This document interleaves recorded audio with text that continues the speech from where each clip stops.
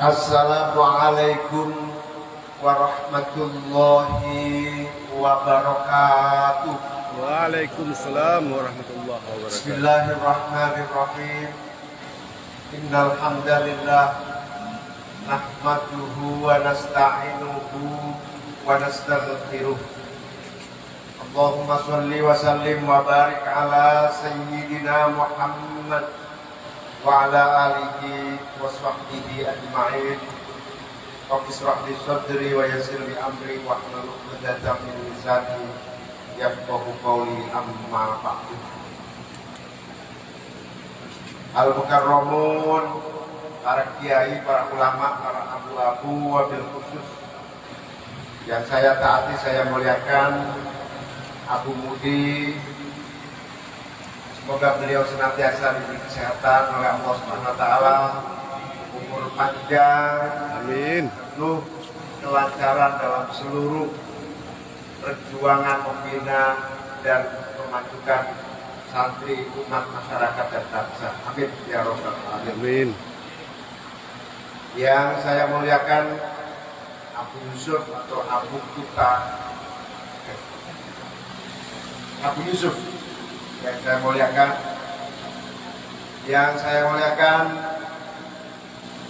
Walid Samalanga, yang saya muliakan Abu Langkawi, yang saya muliakan Abu Lunangen, yang saya muliakan Ayah Bunif, para abu-abu jajaran Suriah maupun Tanfidiyah NU yang hadir,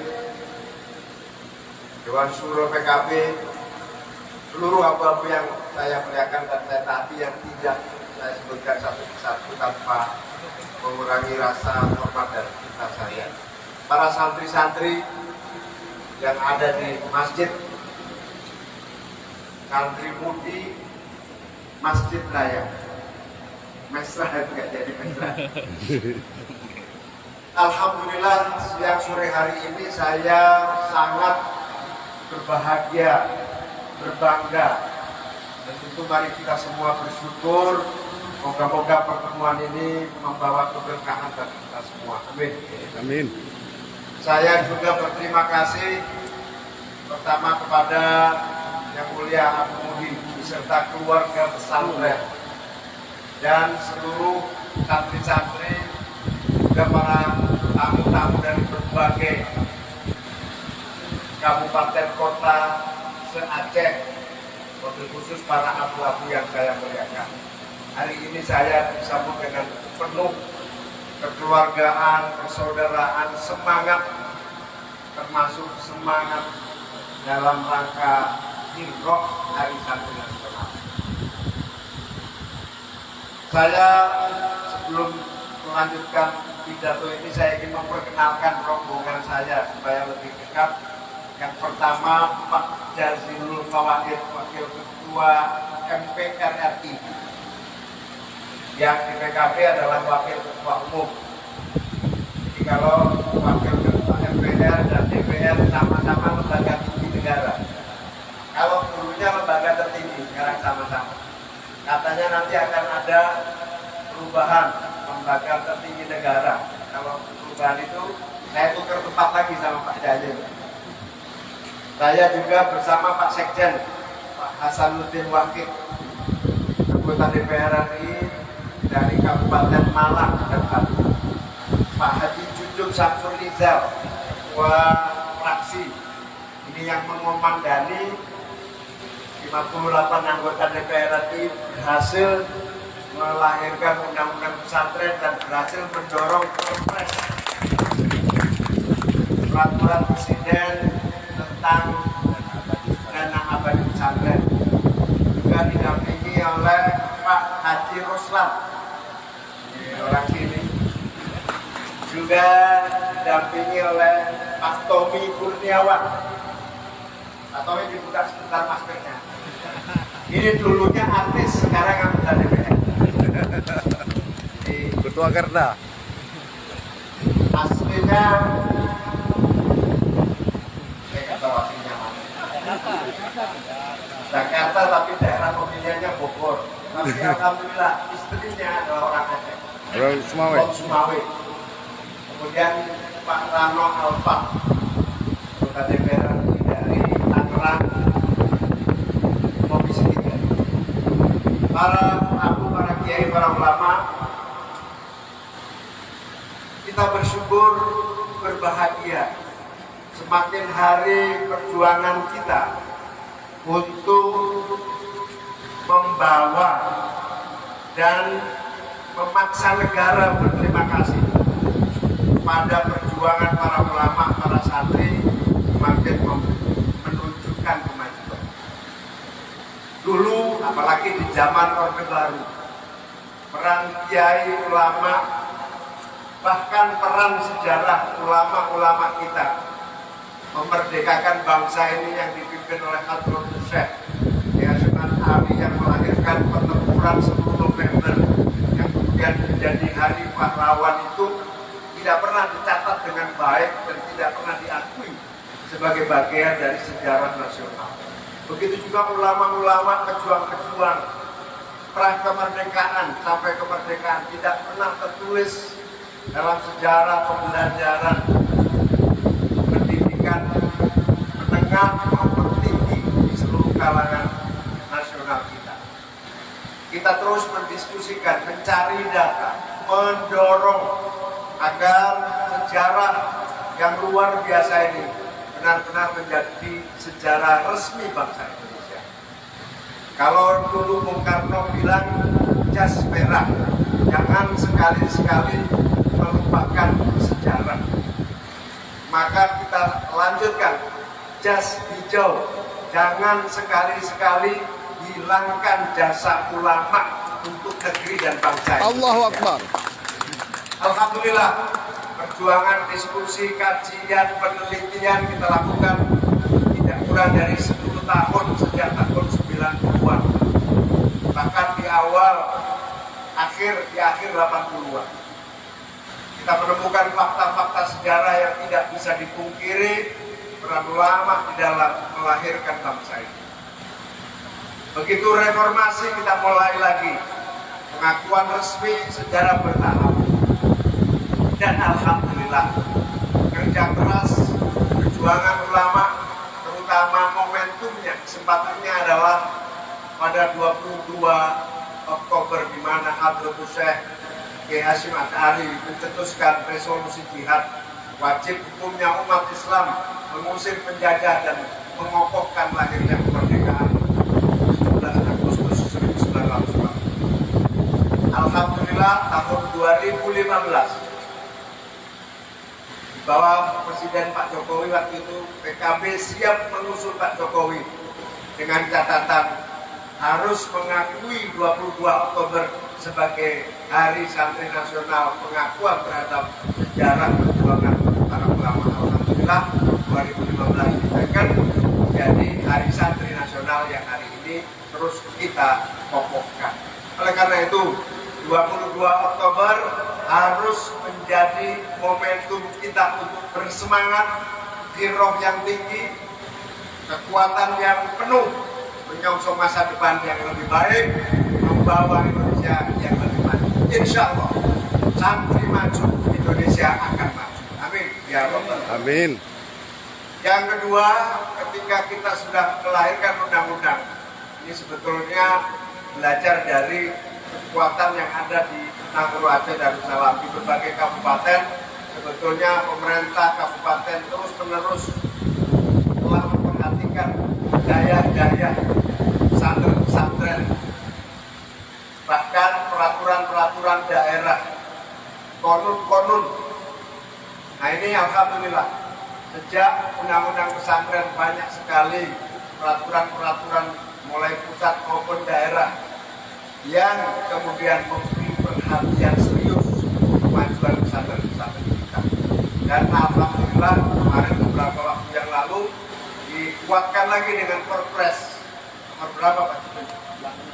Perpres nomor 82 tahun 2021 yang mengokohkan dan menetapkan yang disebut sebagai dana abadi pesantren. Ini langkah-langkah kecil yang insya Allah menjadi kunci angka bagi upaya dan ikhtiar kita mewujudkan masyarakat yang mandiri, kokoh, maju, dan siap menyongsong masa depan yang lebih baik seperti yang disampaikan oleh Abu Yusuf tadi.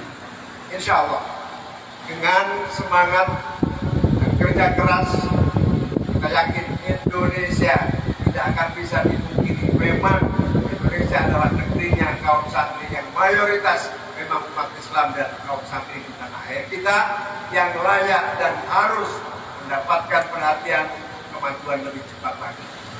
Dan tekad kami adalah tekad untuk menjadikan santri sebagai kekuatan terdepan bagi kemajuan bangsa. Amin ya robbal alamin.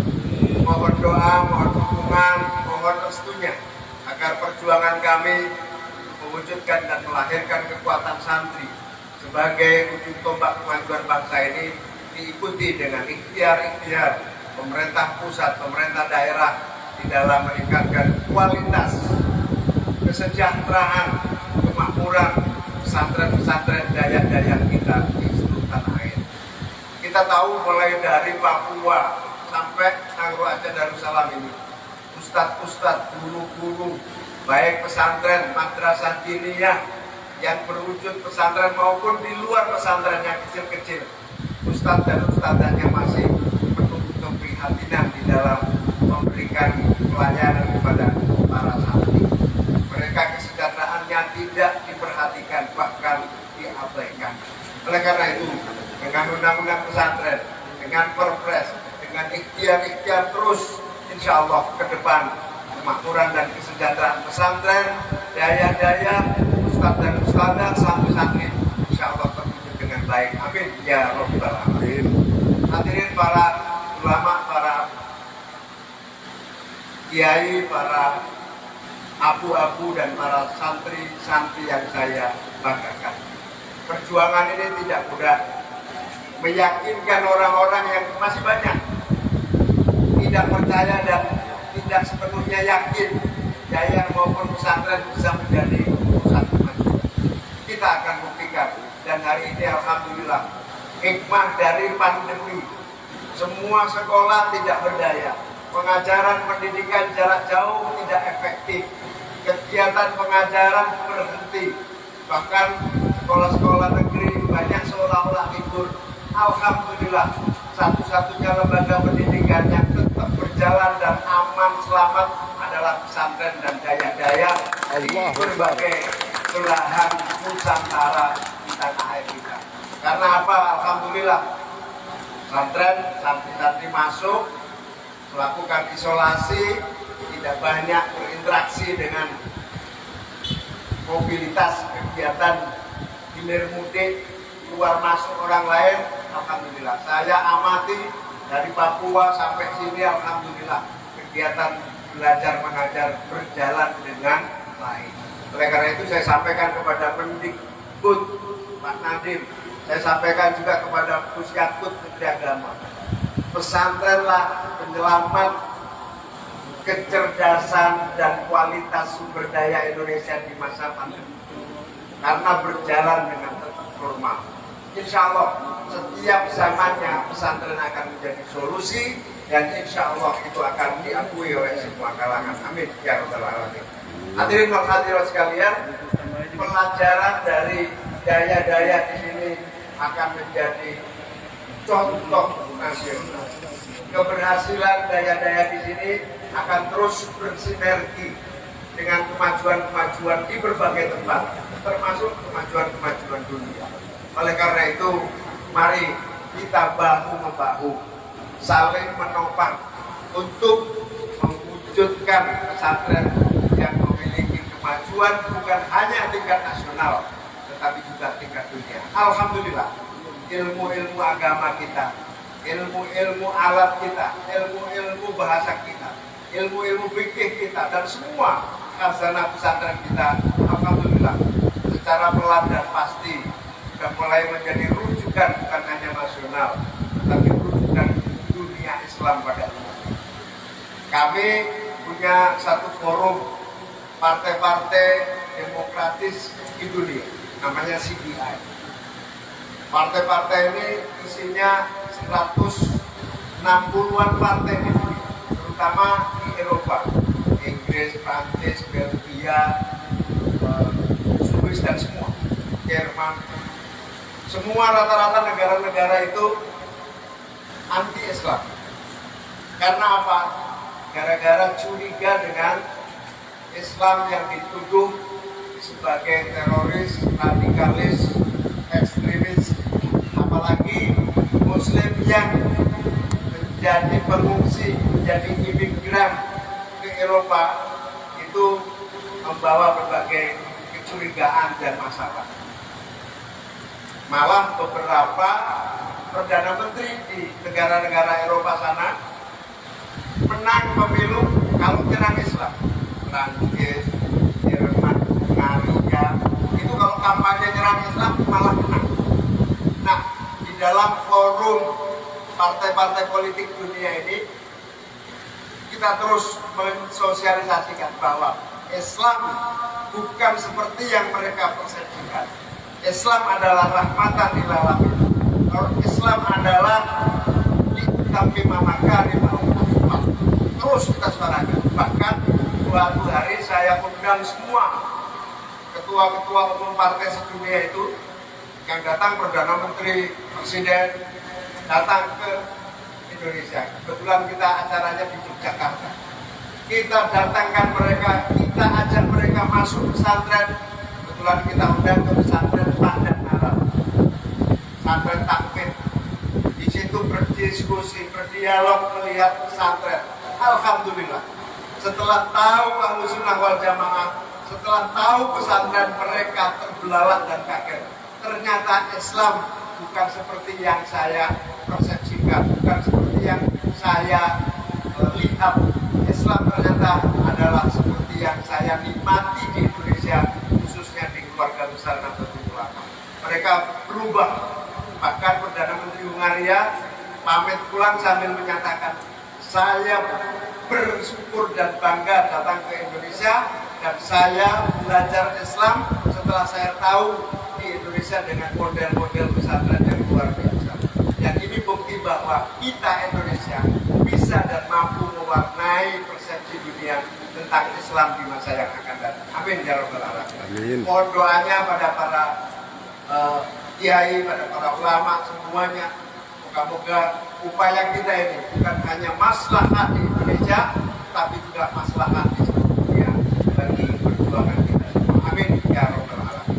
Demikian, karena waktu kami tidak bisa berpanjang lebar.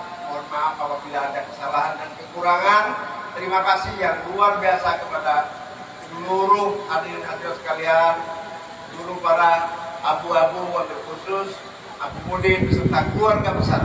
Moga-moga kebersamaan ini berkah manfaat maslahat di dunia wal akhirah. Amin ya rabbal alamin.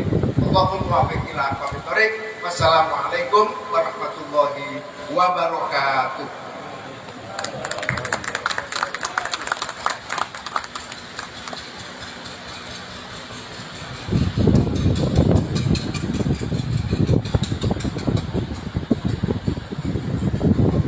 Selanjutnya pembacaan doa akan dipimpin oleh Abadi Mukhtar Ibrahim.